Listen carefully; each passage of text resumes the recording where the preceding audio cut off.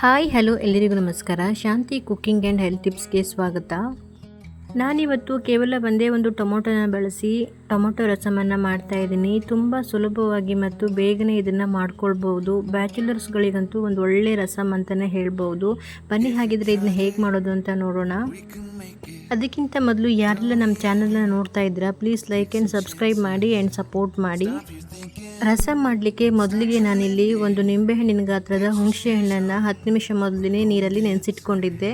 ನಂತರ ಅದನ್ನು ಇವಾಗ ಚೆನ್ನಾಗಿ ಕಿವುಚಿ ಹುಣಸೆ ಹಣ್ಣಿನ ರಸವನ್ನು ತಗೊಳ್ತಾ ಇದ್ದೀನಿ. ನೋಡಿ, ಇವಾಗ ರಸವನ್ನು ತೆಗೆದು ಇದನ್ನು ಸೈಡಲ್ಲಿ ಎತ್ತಿಟ್ಕೊಳ್ತಾ ಇದ್ದೀನಿ. ನಂತರ ಇಲ್ಲಿ ಒಂದು ಟೊಮೊಟೊನ ಕಟ್ ಮಾಡಿ ಇಟ್ಕೊಂಡಿದ್ದೀನಿ.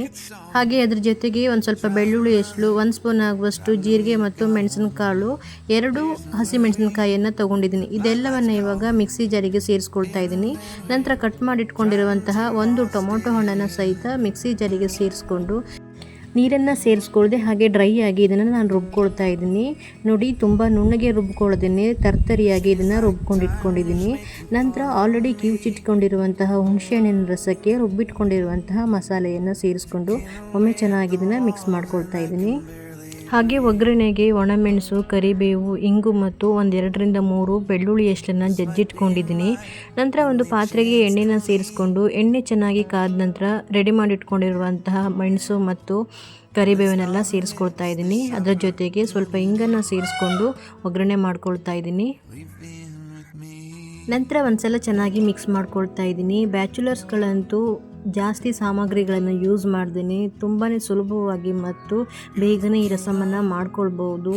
ಬಿಸಿ ಬಿಸಿ ಅನ್ನದ ಜೊತೆ ಅಂತೂ ತಿನ್ನೋಕ್ಕೆ ತುಂಬಾ ಚೆನ್ನಾಗಿರುತ್ತೆ ರಸಮ್. ಒಗ್ಗರಣೆಯನ್ನು ಮಾಡ್ಕೊಂಡ ನಂತರ ಮಾಡಿಟ್ಕೊಂಡಿರುವಂತಹ ಮಿಶ್ರಣವನ್ನು ಇವಾಗ ಇದಕ್ಕೆ ಸೇರಿಸ್ಕೊಳ್ತಾ ಇದ್ದೀನಿ. ನಂತರ ನಿಮಗೆ ಎಷ್ಟು ಜನಕ್ಕೆ ರಸಮ್ ಮಾಡ್ಕೊಳ್ತಾ ಇದ್ದೀರಾ ನೋಡಿಕೊಂಡು ನೀರನ್ನು ಸೇರಿಸ್ಕೊಳ್ಳಿ. ನೀವು ಬೇಕಿದ್ದರೆ ಈ ರಸಮನ್ನು ಹಾಗೆ ಸೂಪ್ ರೀತಿಯಲ್ಲಿ ಕುಡಿಬಹುದು ಅಥವಾ ಅನ್ನದ ಜೊತೆಗಂತೂ ತಿನ್ನೋಕ್ಕೆ ತುಂಬಾ ಚೆನ್ನಾಗಿರುತ್ತೆ. ಕೇವಲ 5 ರಿಂದ 10 ನಿಮಿಷದಲ್ಲಿ ನಾವು ಈ ರಸಮನ್ನು ಮಾಡ್ಕೊಳ್ಬೋದು. ನಂತರ ಇದಕ್ಕೆ 1/4 ಸ್ಪೂನ್ ಆಗುವಷ್ಟು ಅರಿಶಿನ ಪೌಡ್ರನ್ನು ಸೇರಿಸ್ಕೊಳ್ತಾ ಇದ್ದೀನಿ. ಹಾಗೆ ಆಲ್ರೆಡಿ ನಾನು ಖಾರಕ್ಕೆ ಮೆಣಸಿನಕಾಯಿಯನ್ನು ಸೇರಿಸ್ಕೊಂಡಿದ್ದೀನಿ. ಸ್ವಲ್ಪ ಖಾರ ಕಮ್ಮಿ ಅನ್ನಿಸ್ತಾ ಇದೆ, ಹಾಗಾಗಿ ಸ್ವಲ್ಪ 1/2 ಸ್ಪೂನ್ ಆಗುವಷ್ಟು ಖಾರ ಪೌಡ್ರನ್ನು ಸೇರಿಸ್ಕೊಳ್ತಾ ಇದ್ದೀನಿ. ಮತ್ತು ರುಚಿಗೆ ಬೇಕಾದಷ್ಟು ಉಪ್ಪನ್ನು ಸೇರಿಸ್ಕೊಂಡು ಇವಾಗ ಇದನ್ನು ಒಮ್ಮೆ ಚೆನ್ನಾಗಿ ಮಿಕ್ಸ್ ಮಾಡ್ಕೊಳ್ತಾ ಇದ್ದೀನಿ. ರಸಮ್ ಅಂತ ಅಂದಮೇಲೆ ಉಪ್ಪು, ಖಾರ, ಹುಳಿ ಎಲ್ಲ ಪರ್ಫೆಕ್ಟ್ ಆಗಿದ್ರೇ ಚೆನ್ನಾಗಿರುತ್ತೆ. ಒಂದು ಸಲ ಚೆಕ್ ಮಾಡ್ಕೊಳ್ಳಿ ನಾವು ಸೇರಿಸ್ಕೊಂಡಿರುವಂತಹ ಉಪ್ಪು, ಖಾರ, ಹುಳಿ ಎಲ್ಲ ಕರೆಕ್ಟಾಗಿದೆಯೋ ಇಲ್ಲ ಅಂತ ಹೇಳಿ. ನಂತರ ಇದಕ್ಕೆ ಕಟ್ ಮಾಡಿ ಇಟ್ಕೊಂಡಿರುವಂತಹ ಕೊತ್ತಂಬರಿ ಸೊಪ್ಪನ್ನು ಸೇರಿಸ್ಕೊಂಡು ಒಮ್ಮೆ ಚೆನ್ನಾಗಿ ಇದನ್ನು ಮಿಕ್ಸ್ ಮಾಡ್ಕೊಳ್ತಾ ಇದ್ದೀನಿ. ಮುಚ್ಚಳ ಮುಚ್ಚಿ 1-2 ನಿಮಿಷ ಚೆನ್ನಾಗಿ ಕುದಿಸ್ಕೊಳ್ಬೇಕು. ರಸಮನ್ನು ತುಂಬ ಹೊತ್ತು ಕುದಿಸ್ಕೊಳ್ಬಾರ್ದು, 1-2 ನಿಮಿಷ ಕುದಿಸ್ಕೊಂಡ್ರೆ ಸಾಕು. ನೋಡಿ, ಇವಾಗ ರಸಮ್ ಕುದೀತಾ ಇದೆ.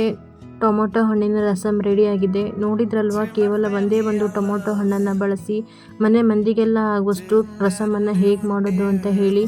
ಬಿಸಿ ಬಿಸಿ ಅನ್ನಕ್ಕೆ ತುಪ್ಪನ ಸೇರಿಸ್ಕೊಂಡು ಅದರ ಮೇಲ್ಗಡೆ ರಸಮನ್ನು ಹಾಕ್ಕೊಂಡು ತಿಂತಾಯಿದ್ರೆ ತಿನ್ನೋಕ್ಕೆ ತುಂಬಾ ಚೆನ್ನಾಗಿರುತ್ತೆ. ನೋಡಿದ್ರಲ್ಲ, ಬರೀ 5 ರಿಂದ 10 ನಿಮಿಷದಲ್ಲಿ ಟೊಮೊಟೊ ಹಣ್ಣಿನ ರಸಮನ್ನು ಎಷ್ಟು ಸುಲಭವಾಗಿ ಮಾಡ್ಕೊಳ್ಬೋದು ಅಂತ ಹೇಳಿ. ನಾನು ಮಾಡಿರೋ ಈ ವಿಡಿಯೋ ನಿಮಗೆ ಇಷ್ಟ ಆದರೆ ಈ ವಿಡಿಯೋನ ನಿಮ್ಮ ಫ್ಯಾಮಿಲಿ ಆ್ಯಂಡ್ ಫ್ರೆಂಡ್ಸ್ಗೂ ಶೇರ್ ಮಾಡಿ. ಹಾಗೆ ಯಾರೆಲ್ಲ ಈ ವಿಡಿಯೋ ನೋಡ್ತಾ ಇದ್ದೀರಾ ಲೈಕ್ ಆ್ಯಂಡ್ ಕಮೆಂಟ್ ಮಾಡಿ. ಹೊಸದಾಗಿ ನಮ್ಮ ಚಾನಲ್ನ ನೋಡ್ತಾ ಇರೋರು ಪ್ಲೀಸ್ ಸಬ್ಸ್ಕ್ರೈಬ್ ಮಾಡಿ ಆ್ಯಂಡ್ ಸಪೋರ್ಟ್ ಮಾಡಿ.